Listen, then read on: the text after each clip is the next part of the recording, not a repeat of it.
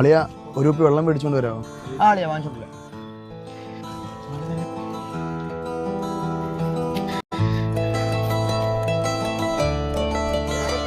എടാ എൻ്റെ മൈൻഡോട്ട് ഓക്കെ അല്ല. അവൾ എങ്ങനെ കാണിക്കുന്നേ വിചാരിച്ചില്ല. നിനക്ക് നല്ല സ്ട്രെസ് ഉണ്ടല്ലേ? നീ ഇതുവരെ സിഗ് വലിച്ചിട്ടില്ലല്ലേ?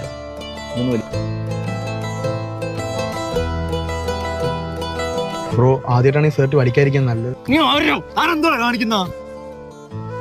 താനും വലിച്ചോടുന്ന സിഗ് തന്നെയല്ലേ?